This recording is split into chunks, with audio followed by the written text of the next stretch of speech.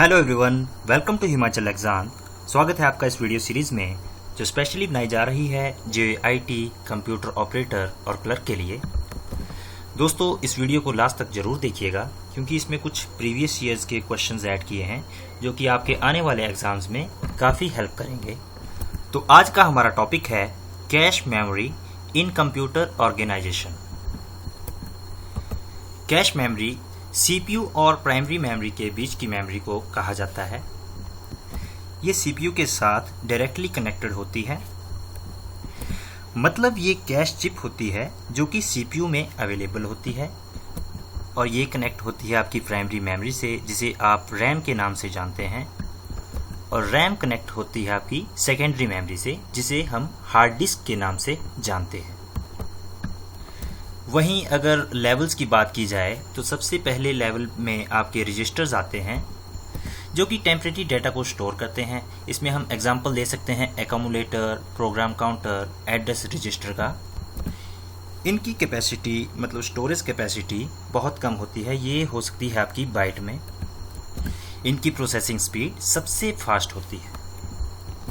दूसरे लेवल में आती है आपकी कैश मेमोरी। इसका भी एक्सेस टाइम जो है वो काफ़ी फास्ट है मगर रजिस्टर से थोड़ा कम।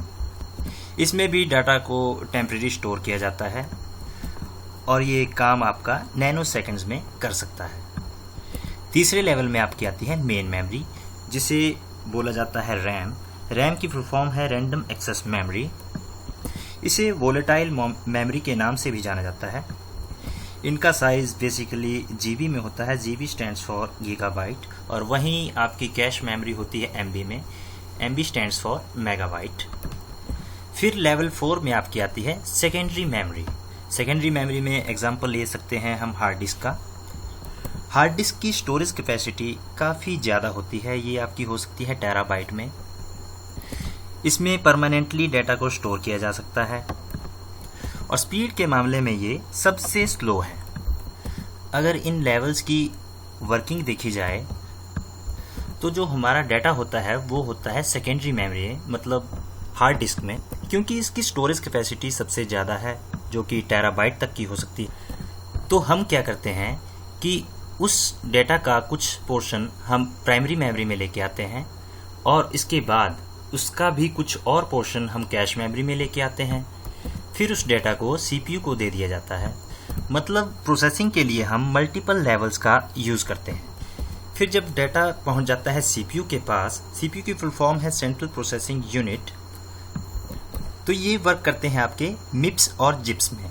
MIPS की फुल फॉर्म है मिलियन इंस्ट्रक्शंस पर सेकेंड और JIPS की फुल फॉर्म है गीगा इंस्ट्रक्शंस पर सेकेंड। मतलब इनकी वर्किंग स्पीड आपकी माइक्रो सेकेंड्स या नैनो सेकेंड्स में होती है। वहीं स्पीड के मामले में हार्ड डिस्क आपकी काफ़ी स्लो है जिसकी स्पीड आपकी मिली सेकेंड्स में होती है। मतलब अगर कोई एक काम को 1 घंटे में करता है तो वहीं उसी काम को दूसरा व्यक्ति 10 लाख घंटे में कर सकता है, जो कि काफ़ी ज़्यादा डिफरेंस है।